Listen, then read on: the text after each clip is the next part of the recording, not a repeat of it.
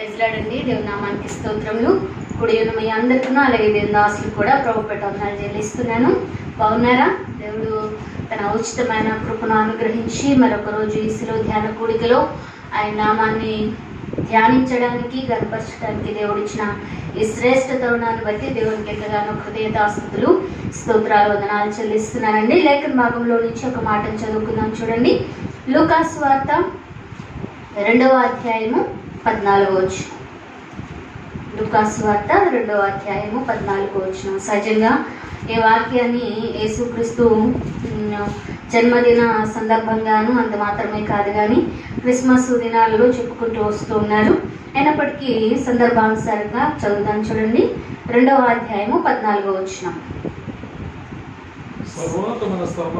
సర్వోన్నతమైన స్థలములలో దేవునికి మహిమయు ఆయనకిష్టులైన మనుషులకు భూమి మీద సమాధానము కలుగునుగాకని దేవునికి స్తోత్రము చేయుచుండెను. చిన్న ప్రార్థన చేసుకున్నామండి.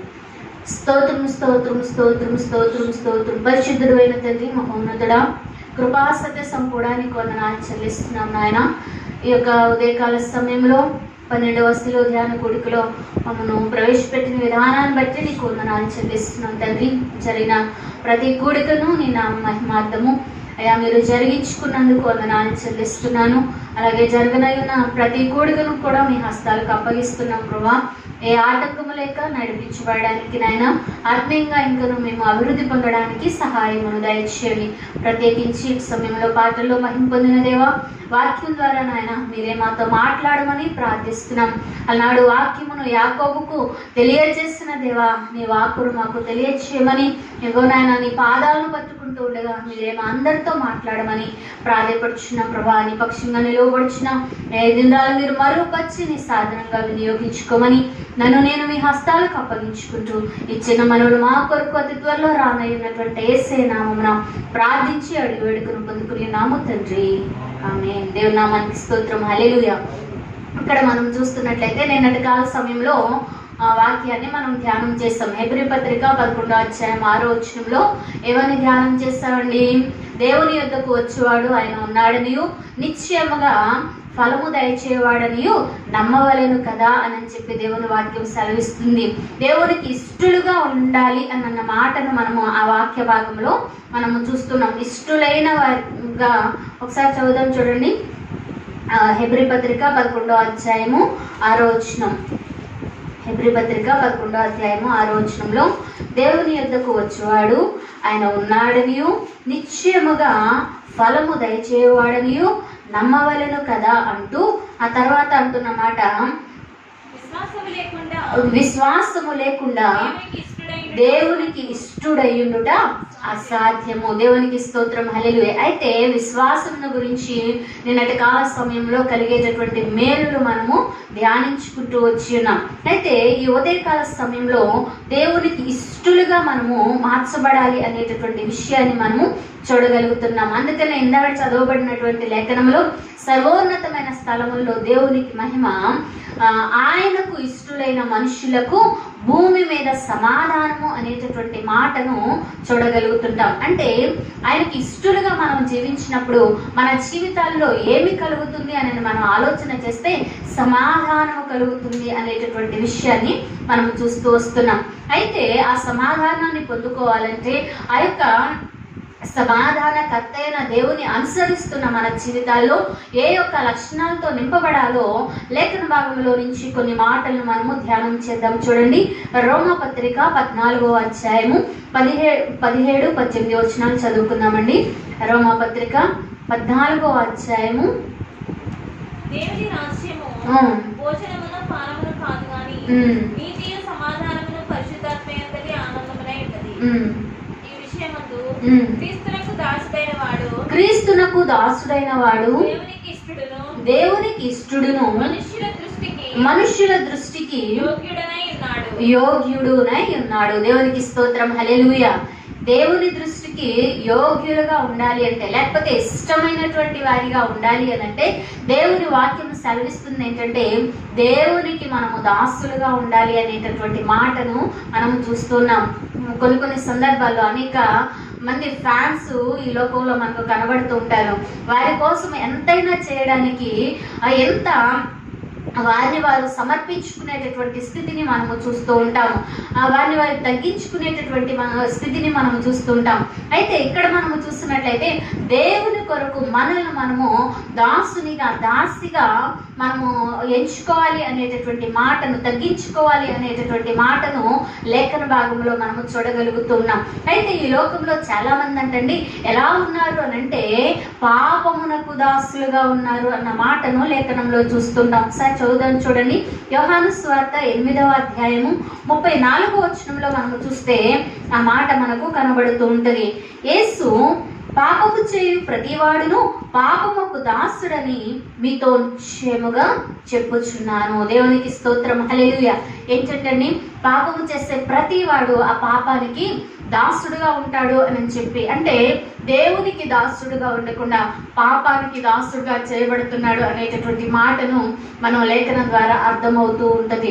ఏంటి పాపము అని చెప్పి మనం ఆలోచన చేసినట్లయితే సందర్భానుసారంగా ఒక మాటను చదువుకుందాం చూడండి. యోహాను మొదటి పత్రిక 1వ అధ్యాయము 3వ అధ్యాయము 5 నుంచి 12 వచనాలు మనము చూసినట్లయితే ఇక్కడ అనేక రకాలైనటువంటి విషయాలను మనము చూస్తున్నాం. పాపమును తీసివేయుటకై ఆయన ప్రత్యక్షమాయనని మీకు తెలియను. ఆయన యందు పాపమేమీ లేదు. ఆయన యందు నిలిచియుండు వాడెవడును పాపము చేయడు. పాపము చేయువాడెవడును ఆయన్ను చూడను లేదు, ఆయన ఎరగను లేదు. దేవుని సన్నిధికి ఈ సిలువ ధ్యాన కూడికల్లో వస్తున్న మన జీవితాల్లో, అయ్యా నిన్ను ప్రార్థన చేస్తున్నానయ్యా, నీతో సహవాసం చేస్తున్నానయ్యా, అయ్యా నేను ఇన్ని రోజుల నుంచి ఉపవాసం ఉంటున్నానయ్యా అని చెప్పుకుంటున్న మన జీవితాలలో దేవుని వాక్యము సెలవిస్తుంది ఏంటంటే మనలో దేవునికి దాసులుగా నిలబడుతున్నామా, పాపానికి దాసులుగా నిలబడుతున్నామా? పాపానికి దాసులుగా ఉంటే దేవుడు మనల్ని అసహించుకుంటాడు అనేటటువంటి విషయాన్ని మనం గ్రహించాలి. అంత మాత్రమే కాదు, దేవునికి దాసులుగా ఉంటే ఆయనకు ఇష్టలుగా మనం మార్చబడతాము అనేటటువంటి విషయాన్ని లేఖన భాగంలో మనం చూస్తూ వస్తుంటాం. అదే అధ్యాయము 11వ వచనంలో మనం చూస్తే మనము ఒకరినొకడు ప్రేమింపవలనని మొదటి నుండి మీరు వినిన వర్తమానం ఏదనగా మనము కయ్యను వంటి వారమై ఉండరాదు. వాడు దుష్టుని సంబంధి అయి తన సహోదరుని చంపెను. వాడు అతన్ని ఎందుకు చంపెను? తన క్రియలు చెడ్డవియు తన సహోదరుని క్రియలు నీతి గలవినై ఉండెను గనుకనే కదా అని చెప్పి దేవుని వాక్యము సెలవిస్తున్నది. వారి క్రియలంట, కయ్యను యొక్క క్రియలు ఎలా ఉన్నాయంటండి? చెడ్డవి అన్న మాటను లేఖన భాగంలో మనము చూస్తూ వస్తున్నాం. అందును బట్టి తన సహోదరుడైనటువంటి హెబేలు యొక్క క్రియలు మంచిగా ఉండడాన్ని అతన్ని చంపెను అన్న మాటను చూస్తూ వస్తున్నాం. అయితే ఇక్కడ తెలియపరుస్తున్నటువంటి మాట ఏంటంటే 13వ వచనంలో, సహోదరులారా లోకము మిమ్మల్ని ద్వేషించిన ఎడల ఆశ్చర్యపడకుడి. మనము సహోదరులను ప్రేమించుచున్నాము గనక మరణములో నుండి జీవములోనికి దాటి ఉన్నామని ఎరుగుదుము. ప్రేమ లేనివాడు మరణమందు నిలిచి ఉన్నాడు. తన సహోదరుని ద్వేషించువాడు నరహంతకుడు. దేవునికి స్తోత్రం, హల్లెలూయా. నేను ఈ రోజుల్లో ఎవరిని నేను ఏ హత్య చేయలేదండి అని చెప్పి అనుకుంటున్నామేమో. ఇక్కడ దేవుని వాక్యము సెలవిస్తున్నటువంటి మాట ఏంటంటే మన యొక్క సహోదరుని లేకపోతే తోటి వారిని దేవుని వాక్యంలో మనము చూస్తున్నట్లయితే నిన్ను వలె నీ పొరుగువాన్ని అన్న మాటను పదే పదే మనము చెప్పుకుంటూ వస్తున్నాం. మనం ఆ విధంగా ద్వేషిస్తూ వస్తే అది నరహత్య చేస్తున్నట్లే అన్న మాటను లేఖనంలో చూస్తున్నాం. తన సహోదరుని ద్వేషించువాడు ఎవరంటండి? నరహంతకుడు. ఏ నరహంతకుని యందును నిత్య జీవం ఉండదని మీరు ఎరుగరా అన్న మాటను మనము చూడగలుగుతున్నాం.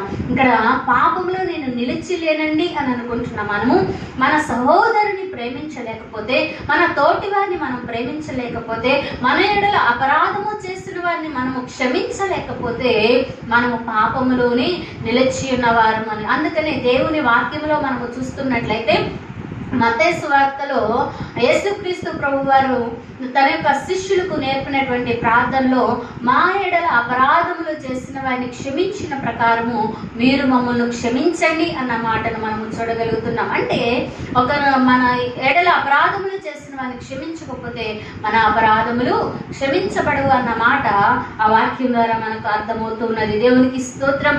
అలాగే మనము చూసినట్లయితే కింద వచనాల్లో అనేకమైన విషయాలను చెప్పుకుంటూ రావడాన్ని మనం చూస్తున్నాం. మరి ఏ విషయాల్లో మనము ఎలా ఉంటున్నామో పరిశీలన చేసుకునేటటువంటి వారిగా, సహోదరుని ప్రేమించేటటువంటి విషయంలో మనం ఎలా ఉన్నాం. ఇక్కడ అంటున్నాడు కదా, పాపము చేస్తున్నావంటే అసలు దేవుణ్ణి నువ్వు ఎరగలేదు, దేవుని గురించి నీకు అసలు తెలియదు, దేవుని నువ్వు అసలు చూసిన వాడు కానే కాదు అన్న మాటను లేఖన భాగంలో మనము చూస్తున్నాం. ఈ మాటలు చెప్తూ ఉన్నప్పుడు, ఈ మాటలు వింటూ ఉన్నప్పుడు మనకు కొంచెం ఇబ్బందికరంగా, హృదయంలో పొడిచినట్టుగా ఆ మాటలు మనకు అనిపించవచ్చు, కొంచెం కఠినంగా అనిపించవచ్చేమో. కానీ దేవుని వాక్యము చేత మనం పొడవబడినప్పుడు, దాన్ని సరి చేసుకున్నప్పుడు, ఆ మాటలకు మనం లోబడినప్పుడు మన యొక్క జీవితాలకు ఎంతైనా ఆశీర్వాదము అని చెప్పి దేవుని వాక్యము సెలవిస్తుంది. యోహాను రాసిన మొదటి పత్రికలోని 4వ అధ్యాయము 20వ వచనంలో కూడా మనము చూసినట్లయితే,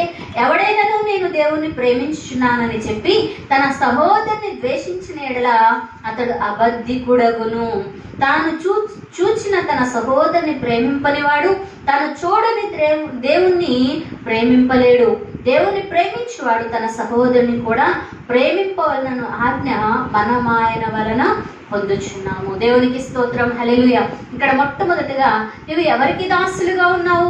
దేవునికి దాసులుగా ఉన్నావా, పాపానికి దాసులుగా ఉన్నావా అని చెప్పి వాక్యం ద్వారా మనము హెచ్చరించబడాలని మనము చూస్తున్నాం. కాబట్టి ఈ ఉదయకాల సమయంలో, అయ్యా నేను నీకు దాసురాలుగా ఉండునట్లు, నీకు ఇష్టరాలిగా ఉండునట్లు, నీకు ప్రియమైన దానిగా ఉండునట్లు, నీ నుంచి నేను కృప పొందుకొనున్నట్లు, నీ సమాధానంతో నేను నింపబడినట్లుగా నా యొక్క జీవితంలో ద్వేషించేటటువంటి స్వభావము ఏదైనా ఉంటే తీసివేయండి. ఆ ద్వేషము అపవాది వలన కలుగుతుందయ్యా. అపవాది కలహాలను పుట్టిస్తుంది, ద్వేషాన్ని పుట్టిస్తుంది, అసూయను పుట్టిస్తుంది, మనుషులను దూరము చేస్తుంది. కాబట్టి అట్టి స్థితి నుంచి మమ్మల్ని విడిపించు ప్రభువా అని చెప్పి మనం ప్రార్థన చేయడము మనకెంతైనా దీవెనకరము, ఆశీర్వాదకరము అని చెప్పి దేవుని వాక్యం సెలవిస్తుంది. ఇంత మాత్రమే కాదు, ఒకవేళ అలాగే ఉంటే నరహత్య చేసినటువంటి వారిగా, అలాగే ద్వేషిస్తూ ఉంటే అబద్ధమాడినటువంటి వారిగా, అలాగే మనము ఆ సహోదరుని ప్రేమించకపోతే దేవుని ఎరగనటువంటి వారిగా ఉన్నామని చెప్పి దేవుని వాక్యము సెలవిస్తుంది. అట్టి భక్తి వలన ఎన్ని సంవత్సరాలైనా, ఎన్ని విషయాలు దేవునితో మనము గడిపినప్పటికీ, ఎన్ని గంటలు గడిపినప్పటికీ కూడా, ఎన్ని వాక్యాలు చదివినప్పటికీ కూడా దానివల్ల ఏ ప్రయోజనము కూడా ఉండదు అని చెప్పి దేవుని వాక్యం ద్వారా మనకు అర్థమవుతున్నది. దేవునికి స్తోత్రం. హల్లెలూయా. అందుకని మొదటి కొరింథీయులకు రాసినటువంటి మొదటి పత్రిక 13వ అధ్యాయంలో మనం చూసినట్లయితే, ఆ అధ్యాయం అంతయు కూడా దేవుని ప్రేమను వెల్లడిపరుస్తూ, ప్రేమ కలిగినటువంటి వారు ఏ విధంగా జీవిస్తారో తెలియపరచడాన్ని మనము చూస్తున్నాం. మొదటి వచనం మనం చూసినట్లయితే, మనుషుల భాషలతోనూ దేవదూతల భాషలతోనూ నేను మాట్లాడినను ప్రేమ లేని వాడనైతే బ్రోగెడు కంచును గణగణలాడు తాళమునై ఉన్నాను. ప్రవచించు కృపావరములు కలిగిన మర్మములన్నీయు జ్ఞానమంతియు ఎరిగిన వాడనైనను, కొండలు పెకిలింపగలగ పరిపూర్ణ విశ్వాసము గలవాడనైనను ప్రేమ లేని వాడనైతే నేను వ్యర్థుడను. ఏంటండి? కొండలు పెకిలింపగా, నిన్నటి కాల సమయంలో విశ్వాసాన్ని గురించి దేవునికి ఇష్టడైనటువంటి అసాధ్యమని మనం వాక్యంలో ధ్యానించాం కదండి. విశ్వాసం కలిగి దేవునికి మనం ఆయన యొద్దకు వచ్చిన మన జీవితాల్లో విశ్వాసాన్ని మించి ఏముండాలంటే ప్రేమ కలిగిన వారిగా ఉండాలంటండి. ప్రవచించు కృపావరాలు కలిగినప్పటికీ, అంత మాత్రమే కాదు, మర్మాలు చెప్పినప్పటికీ, అంటే కృపావరాలు కలిగి మర్మములని జ్ఞానమంతియు ఎరిగిన వాడనెన్నో అక్కడ అంటున్నాడు. కొండలు పెకిలింపగల పరిపూర్ణ విశ్వాసము గలవాడనెను ప్రేమ లేని వాడనైతే వ్యర్థుడను. బీదలో పోషణ కొరకు నా ఆస్తి అంతా ఇచ్చి, ఇక్కడ అధ్యాయం అంతా మనము చదువుతూ వస్తే చివరికి చెప్తున్నటువంటి మాట, వీటన్నిటిలో శ్రేష్టమైనది ప్రేమయే. మనం ఇతరులను ప్రేమించలేకపోతే, తోటి సహోదరుని మనం ప్రేమించలేకపోతే, తోటి సహోదరుని క్షమించలేకపోతే మనం ఇంకా ఎవరికి దాసులుగా ఉన్నామంటండి? పాపానికి దాసులుగా ఉన్నామని. దేవుని చెంతకు వచ్చిన మన జీవితాల్లో ఉదయకాల సమయం ఎవరికి వారము ఏ విషయాల్లో ఎవరిని మనం ఏ విధంగా ద్వేషిస్తున్నామో, ఎవరిని ఏ విధంగా దూరం పెడుతూ ఉన్నామో, దేవుని ప్రేమను వారి ఎడల మనము చూపించలేకపోతున్నామో పరిశీలన చేసుకుందాం. దేవునికి స్తోత్రం, హల్లెలూయా. రెండో మాటను కూడా మనం చదువుదాం. చూడండి, దేవునికి మనం ఇష్టలుగా ఉండాలి అంటే మనలో ఉండవలసినటువంటి లక్షణము.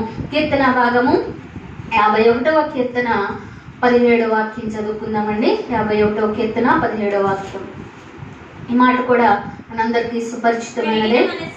విరిగిన మనస్సే దేవునికి ఇష్టమైన బలులు. విరిగిన మనస్సు అంటండి దేవునికి ఇష్టమైన బలంట. మనమే ఆయనకు బలిగా అప్పగించుకునేటటువంటి, మన హృదయాన్ని ఆయనకి బలిగా అప్పగించుకునేటటువంటి స్థితిని మనం ఇక్కడ చూడగలుగుతుంటాం. చాలా సందర్భాల్లో దేవుని సన్నిధికి వస్తాం కానీ ఏదో ఆచారపూర్వకంగా, అలవాటు పూర్వకంగా, ఏదో ఒక క్రమబద్ధమైనటువంటి స్థితిలో భక్తిని కొనసాగించేసి వెళ్ళిపోయేటటువంటి వారిని, ఆశీర్వాదం కోసము, ఏ మేలు కోసము, లేకపోతే ఉన్న కొదువు కోసము దేవుని దగ్గరకు వచ్చేటటువంటి వారిని మనము చూస్తూ వస్తుంటాం. కానీ విరిగిన హృదయముతో దేవుని పాదాలను పట్టుకుని, అయ్యా నా పాపమును క్షమించండి, నా అపరాధములను క్షమించండి, ఇదిగో విరిగిన హృదయముతో నీ పాదాలను నేను పట్టుకుంటున్నాను అని చెప్పి గోజాడేటటువంటి విషయాన్ని చాలా తక్కువ మందిలో మనము చూడగలుగుతూ ఉంటాం. ఈ యొక్క కీర్తన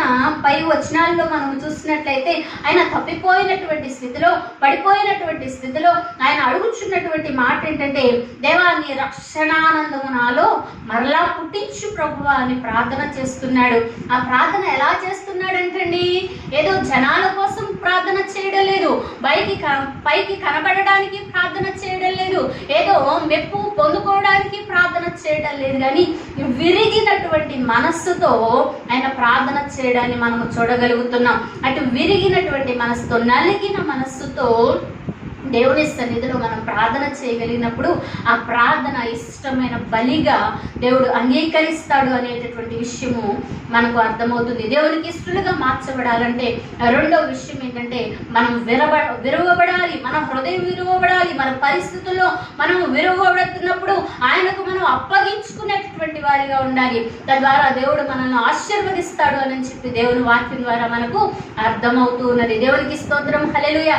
అందుకనే తండ్రి ఇంటి నుంచి పిలిచి అబ్రహాముగా మార్చినటువంటి దేవుడిని మనము చూడగలుగుతున్నాం. అలాగే లేఖన భాగంలో మనము చూస్తున్నట్లయితే యాకోబును ఇజ్రాయేలుగా మార్చడాన్ని, సౌలును పౌలుగా మార్చడాన్ని మనము చూస్తున్నాం. వారి జీవితాలు విరిచాడు, దేవుడు ఆశీర్వాదకరంగా మార్చాడు. దేవునికి స్తోత్రం, హల్లెలూయా. అందుకని ఈ 3 వచనాలతో కూడా ఒక భక్తుడు పాట రాస్తున్నాడు. ఏమని? నీ చేతిలో రొట్టెను నేనయ్యా విరుగుము యేసయ్యా, విరుగుము యేసయ్యా, ఆశీర్వదించు యేసయ్యా. దేవునికి స్తోత్రం, హల్లెలూయా. మనం ఆయన చేతిలో ఉన్నప్పుడు ఆయన మనల్ని విరిస్తేనే మనం ఆశీర్వాదకరంగా మార్చబడతాం. అందుకనే మత్తయి సువార్త 14వ అధ్యాయము 19వ వచనంలో మనము చూస్తున్నట్లయితే ఒక చిన్న బిడ్డ యొద్ద ఉన్నటువంటి 5 రొట్టెలు 2 చేపలను యేసేకు ఇచ్చినప్పుడు ఆయన విరిచాడంటండి. దేవునికి స్తోత్రం, హల్లెలూయా.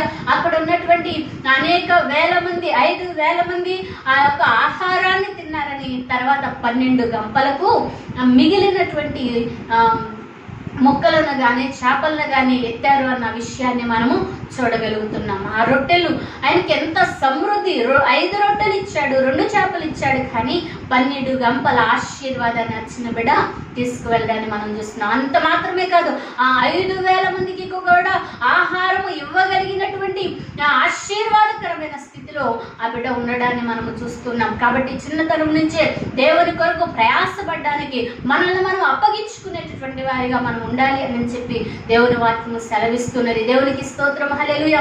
నువ్వు ఏ యొక్క శ్రమతో, ఏ యొక్క బాధతో, ఏ యొక్క కష్టంతో, ఏ పరిస్థితిని బట్టి నువ్వు విలువబడుతున్నావో, మరణం అనేటటువంటి పరిస్థితిని బట్టి, ఆర్థిక సమస్యలు అనేటటువంటి పరిస్థితిని బట్టి, అప్పులు అనేటటువంటి పరిస్థితులను బట్టి, లేకపోతే సంతానము అనేటటువంటి పరిస్థితులను బట్టి, వివాహము కాటలేదు అనేటటువంటి పరిస్థితులు బట్టి, కోర్టు సమస్యలు అనేటటువంటి పరిస్థితులను బట్టి నువ్వు విలువబడుచున్నావేమో, అది నీకు ఆశీర్వాదమే అని చెప్పి దేవుని వాక్యము సెలవిస్తుంది. ఆ విరిగిన హృదయముతో దేవుని సన్నిధికి వచ్చినప్పుడు, దేవుని పాదాలను పట్టుకున్నప్పుడు, అయ్యా నీకు యోగ్యకరంగా నన్ను మార్చు ప్రభు అని ఆయన వేడుకొనగలిగినప్పుడు దేవుని వాక్యము సెలవిస్తున్నటువంటి మాట ఏంటంటే, నేను ఆశీర్వాదకరంగా నేను మలుస్తాను. దేవునికి స్తోత్రం, హల్లెలూయా.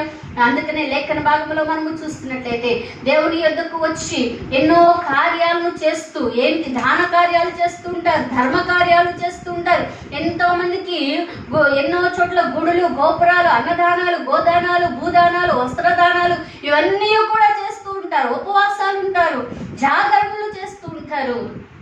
అంత మాత్రమే కాదు కానీ కానుకలు, దశంభాగాలు ఇస్తూ ఉంటారు. ఇవన్నీ చేస్తున్నప్పటికీ కూడా మన యొక్క జీవితంలో మన హృదయం వెడగబడకపోతే, మన హృదయం మార్చబడకపోతే, దేవునికి అంగీకారమైనదిగా లేకపోతే మనం దేవునికి ఇష్టలుగా మార్చబడలేమంట. అందుకని రాజు అయినప్పటికీ కూడా తన దేవుని సన్నిధికి వచ్చి, అయ్యా విరిగిన మనసు నీకు ఇష్టమైన బలి కదా నాయన, నన్ను విరిగిన మనసుతో నేను నీ పాదాలను పట్టుకుంటున్నాను, నన్ను బాగు చేయవా ప్రభు, నీ రక్షణానందం నాలో మరలా కలగచ్చేవా అంటూ ఆయన వేడుకొనడాన్ని మనము చూడగలుగుతున్నాం. ఈ ఉదయకాల సమయంలో మనం కూడా ఆయన పాదాలను అలా పట్టుకుందామా? ఒక్క మాట చదువుకుని తర్వాత భాగంలోనికి మనం వెళ్దాం. చూడండి, మత్తయి సువార్త 23వ అధ్యాయము 25వ వచనంలో అక్కడ ఒక మాటను మనం చూడగలుగుతుంటాం. శాస్త్రుల గురించి, పరిసయ్యుల గురించి యేసుక్రీస్తు ప్రభువారు ఈ మాట సెలవివ్వడాన్ని. మత్తయి సువార్త, వేషధారులైన శాస్త్రులారా, మీరు గిన్నెయు పళ్ళెమును వెలుపట శుద్ధి చేయుదురు గాని అవి లోపల తోపుతోను అజితేంద్రియత్వముతోను నిండి ఉన్నవి. గిన్నెయు పళ్ళెమును వెలుపల శుద్ధి అగునట్లుగా ముందు వాటి లోపల శుద్ధి చేయి. దేవునికి స్తోత్రం, హల్లెలూయా. ఏం చేయాలంటండి? మనం పైన శుభ్రత కాదు, పైన యొక్క పద్ధతులు కాదు, పైన యొక్క ఆచారాలు కాదు, పైన చేసేటటువంటి జపతపాలు కాదు, కానీ నియమ నిష్టలు కాదు, కానీ అవి చేస్తూనే ఇవి చేయాలి. ఏమి చేయాలి? మన హృదయము విరవబడి దాంట్లో ఉన్న దేవునికి చెడునంతటను కూడా మనము తీసివేసుకోవాలి అన్న మాటను, శుద్ధి చేసుకోవాలి అన్న మాటను ఈ లేఖన భాగంలో మనము చూస్తున్నాం. హృదయ శుద్ధి గలవారు ధన్యులు, దేవుణ్ణి చూస్తారు. హృదయ శుద్ధి లేనటువంటి భక్తి, దానివల్ల ప్రయోజనము లేదు. దేవునికి ఇష్టలుగా మనం ఎంత మాత్రము కూడా మార్చబడలేము అనేటటువంటి మాట మనకు లేఖనం ద్వారా అర్థమవుతూ వస్తున్నది. కాబట్టి ఉదయకాల సమయంలో మనం పరిశీలన చేసుకున్నాం. అయ్యా ఇదిగో సర్వోన్నతమైన స్థలములో దేవునికి మహిమ, ఆయనకి ఇష్టలైన మనుషులకు భూమి మీద సమాధానం అంటున్నావు కదా నాయన.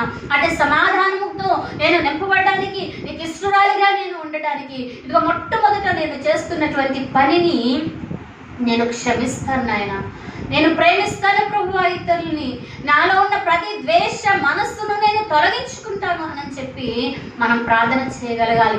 రెండవది మనము చూస్తున్నట్లయితే, అయ్యా నా హృదయాన్ని శుద్ధి చేసుకుంటాను నాయన, నీకు ఆయాసకరమైన మార్గము నా ఎందున్నదేమో పరీక్షించి చూడు ప్రభు అని దేవునికి అప్పగించుకొనగలిగినప్పుడు ఆయన దావీదు మహారాజు 51వ కీర్తనలో అంటుంటారు, ఈ సోపుతో నన్ను కడుగు నాయన, హిమము కన్నా తెల్లగా ఉండునట్లు నన్ను పరిశుద్ధపరచు. హిమము అంటే మంచు కదండి, మంచు కన్నా తెల్లగా ఉండాలయ్యా నా హృదయం. ఎంత గొప్ప ప్రార్థన చేస్తున్నాడండి. అందుకనే ఆయన నా ఇష్టానుసారుడు అన్న మాటను మనము చూడగలుగుతున్నాం. ఆయనకి ఇష్టలుగా, ఇష్టానుసారమైనటువంటి భక్తులుగా మనము చేయబడాలంటే మనం హృదయాన్ని శుద్ధి చేసుకుని దేవుని సన్నిధిలో మనం విరువబడేటటువంటి విరిగిన హృదయంతో మనము నిలవబడినప్పుడు మన జీవితాలు ఆశీర్వాదకరంగా మార్చబడతాయి. దేవునికి స్తోత్రం, హల్లెలూయా. ఆ తర్వాత మాటను మనం చదువుకునే లేఖనాన్ని ఊహించుకుందాం. చూడండి, సామెతల గ్రంథము 11వ అధ్యాయము 20వ వచనం. సామెతల గ్రంథము 11వ అధ్యాయము 20వ వచనం. మూర్ఖ చిత్తులు యెహోవాకు హేయులు, యథార్థంగా ప్రవర్తించువారు ఆయనకిష్టులు. దేవునికి స్తోత్రం, హల్లెలూయా. రెండవది ఏంటంటండి, మూడో విషయం ఏంటంటండి, యథార్థంగా ప్రవర్తిస్తే మనం దేవునికి ఇష్టలుగా మార్చబడతాం. యథార్థత గురించి చాలా సమయాల్లో చాలా రకాల అర్థాన్ని మనం ఏ విధంగా ఉంటే యథార్థత అనేటటువంటి విషయాన్ని మనం ఆలోచన చేస్తూ వచ్చాము. అయితే ఇంకొక మాటను మనం ఆలోచన చేసినట్లయితే ఫిలిప్పీ పత్రిక 2వ అధ్యాయము 14వ వచనంలో మనం చూస్తున్నట్లయితే, మూర్ఖమైన వక్ర జనము మధ్య నిరపరాధులను, అనింద్యులను, నిష్కళంకులను అయి దేవుని కుమారులైనట్లు సణుగుళ్ళు, సంశయాలు మాని సమస్త కార్యములను చేయుడి. అట్టి జనము మధ్యను మీరు జీవవాక్యమును చేతపట్టి లోకముందు జ్యోతుల వలె కనబడుచున్నారు. అందువలన నేను వ్యర్థంగా పరిగెత్తలేదనియు, నేను పడిన కష్టము నిష్ప్రయోజనము కాలేదనియు క్రీస్తు దినమందు నాకు అతిశయ కారణము కలుగును. దేవునికి స్తోత్రం, హల్లెలూయా. ఇక్కడ అపోస్తలుడైన పౌలు ఆ ఫిలిప్పీ సంఘాన్ని గురించి గొప్ప సాక్ష్యాన్ని ఇస్తున్నాడు. ఏమనంటే, మీరు ఇలా జీవించండి, ఆ విధంగా జీవిస్తున్నారు కాబట్టి నేను మిమ్మల్ని గురించి అతిశయపడుచున్నాను. ఏ విధంగా జీవిస్తున్నారంటండి, యథార్థమైన భక్తి ఏదనగా అని మనం చూస్తుంటే నిరపరాధులుగా ఉండాలంటండి. ఈ లోకంలో ఏదైనా ఒక మాట వచ్చింది అనుకోండి, ఏమనంటారు, దేవుని దగ్గరికి వెళ్తారు కానండి, దేవుని సన్నిధికి వెళ్తారు కానీ అంటే వారు భక్తి చేయడం లేదంటారా? వారు భక్తి చేస్తున్నారు. అంటే వారు చెప్పకుండానే చెప్తున్నటువంటి మాట ఏంటంటే, యేసయ్య నిజమైనటువంటి దేవుడు, ఆయన ఖచ్చితంగా ఉంటాడు, ఆయన న్యాయాధిపతి, ఆయనలో తప్పేమీ లేదు, ఆయనలో పాపమేమీ లేదు. అటువంటి దేవుని ఆరాధిస్తున్న నీలో ఎందుకు అపరాధాలు ఉంటున్నాయి, ఎందుకు నిందలు ఉంటున్నాయి, ఎందుకు నిష్కళంకంగా లేనటువంటి స్థితిలో ఉంటున్నావు అని చెప్పకుండానే, అడగకుండానే జనులు మనతో మాట్లాడుతూ వస్తూ ఉంటారు. కాబట్టి ఇక్కడ అంటున్నటువంటి మాట, ఆ విధంగా మనము లేకుండా నిష్కళంకమైనటువంటి జీవితాన్ని కలిగి, నిందలేనటువంటి జీవితాన్ని కలిగి, అపరాధ భావము లేనటువంటి జీవితం. కొన్ని సందర్భాల్లో మనం ఏమి చేస్తామో ఆ తప్పుని గురించి లోపల మనస్సాక్షి ఏం చేస్తుందంటే అపరాధ భావాన్ని కలగచేస్తూ వస్తున్నది. దేవునికి స్తోత్రం, హల్లెలూయా. కాబట్టి ఆలోచన చేస్తున్నట్లయితే దేవుని వాక్యము సెలవిస్తున్నటువంటి మాట, నువ్వు యథార్థముగా జీవించినట్లయితే, నింద లేకుండా జీవించినట్లయితే, నిష్కళంకంగా జీవించినట్లయితే దేవునికి ఇష్టరాలిగా మార్చబడతావు అనేటటువంటి విషయాన్ని లేఖనంలో మనము చూడగలుగుతున్నాం. దేవునికి స్తోత్రం, హల్లెలూయా. అందుకనే యేసుక్రీస్తు ప్రభువు వారు కూడా అంటండి, ఎఫెసీ పత్రికలో 5వ అధ్యాయంలో మనము చూడగలిగినట్లయితే అక్కడ ఒక మాటను మనం చూస్తున్నాం. ఆయన ఏ విధంగా అప్పగించుకున్నాడో అనేటటువంటి మాటను ఎఫెసీ పత్రిక 5వ అధ్యాయము 27వ వచనం. అటువలే క్రీస్తు కూడా సంఘమును ప్రేమించి అది కళంకమైనను ముడతైనను అటిది మరి ఏదైనాను లేక పరిశుద్ధమైనది గాను నిర్దోషమైనది గాను మహిమ గల సంఘము గాను ఆయన తన ఎదుట దానిని నిలవబెట్టుకొనవలెనని వాక్యముతో ఉదక స్నానము చేత దాన్ని పవిత్రపరిచి శుద్ధిపరచుటకై దాని కొరకు తన్ను తాను అప్పగించుకొనెను. దేవునికి స్తోత్రం, హల్లెలూయా. ఆయన ఊరికి మాటలు చెప్పేటటువంటి దేవుడు కాదండి, తాను మాదిరిని చూపించేటటువంటి దేవుడు. అందుకని పేతురు రాసిన మొదటి పత్రికలో మనము చూసినట్లయితే ఆయన అడుగు జాడలు మనకు ఉంచిపోయాడటండి, మనకు మాదిరి ఉంచిపోయాడు అన్న మాటను మనము చూడగలుగుతున్నాం. ఆయన పాపం లేకుండా నిష్కల్మషుడిగా ఉంటూ, నిందారహితుడిగా ఉంటూ ఈ లోకంలో జీవించినంత కాలము ఆయన పరిశుద్ధుడిగా జీవిస్తూ సంఘమైనటువంటి మనము వధువుగా మనం సిద్ధపరుచుతున్న మన జీవితాల్లో మనం ఆ విధంగా నిందారహితంగా మార్చబడడానికంటండి ఆయన తన్ను తాను అప్పగించుకున్నాడు. ఇస్లోధ్యాన కొడుకులు, అయ్యా నువ్వెంత కష్టం పొందావయ్యా అంటున్న మన జీవితాల్లో, ఆ కష్టం నా కొరకే కదా నాయన, ఆ కష్టాన్ని పొందిన నీ కొరకు నేను నిందారహితంగా జీవిస్తాను, నిష్కళంకంగా జీవిస్తాను, పవిత్రంగా జీవిస్తాను, నీకు సాక్షిగా నేను జీవిస్తాను ప్రభా, వక్ర జనాంగము మధ్య జీవ జ్యోతి వలె నేను ప్రకాశిస్తాను అని మనం చెప్పగలిగినప్పుడు దేవుని వాక్యము సెలవిస్తున్నటువంటి మాట ఏంటంటే యథార్థవంతులు దేవునికి ఇష్టలుగా మార్చబడతారు. దేవునికి స్తోత్రం, హల్లెలూయా. ఈనాటి దినాల్లో కుటుంబంలో సంతోషము సమాధానాలు లేనటువంటి పరిస్థితులు ఎందుకు వస్తున్నాయంటే ఇటువంటి యథార్థత లేకపోవడం వల్లేనేమో. ఉదయకాల సమయంలో పరిశీలన చేసుకుందాం. దేవునికి స్తోత్రం, హల్లెలూయా.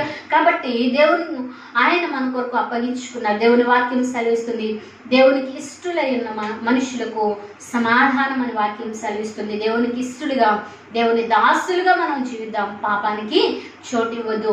దేవునికి ఇష్టలుగా విరిగిన హృదయముతో పవిత్రపరచబడుటకు మనం ఆయనకు అప్పగించుకున్నాం. ఒక పాత్ర తను తాను పవిత్రపరచుకుంటుందండి, పవిత్రపరచుకోలేదు. ఎవరో ఒక వ్యక్తి దాన్ని పవిత్రపరచాలి. అలాగే మన హృదయాన్ని పవిత్రపరిచేది యేసు రక్తమే. ఆయన రక్తాన్ని చిందించాడు. ఆయనకు మనం అప్పగించుకున్నప్పుడు ఆయన మనం పరిశుద్ధులుగా, పవిత్రులుగా చేస్తాడు. అందుకని కీర్తనాకారుడైన దావీదు మహారాజు ఈ ప్రార్థన చేయడాన్ని మనము చూడగలుగుతున్నాం. ఏమనండి? హిస్సోపుతో నన్ను కడుగు, హిమము కన్నా తెల్లగా ఉండునట్లు నన్ను పవిత్రపరచు అని ప్రార్థన చేస్తున్నాడు. కాబట్టి మనము కూడా అతి ప్రార్థన చేద్దాము. అలాగే యథార్థమైనటువంటి ప్రవర్తన కలిగి నిందారహితులుగా దేవుని సన్నిధిలో మనము జీవిద్దాం. అందుకోసమే దేవుడు మన కొరకు మరణించారు అని చెప్పి ఆయనకు సాక్షులుగా మనం జీవిద్దాం. అట్టి కృపతో దేవుడు మనందరినీ నింపి దీవించి ఆశీర్వదించునుగాక. ఆమేన్. ఈ మాటలు వింటున్న ప్రతి ఒక్కరి జీవితంలో దేవుడు సంపూర్ణమైనటువంటి సంతోషాన్ని, సమాధానాన్ని, నెమ్మదిని దేవుడు అనుగ్రహించునుగాక. ఆమేన్. Thank you. May God bless you. Praise lord.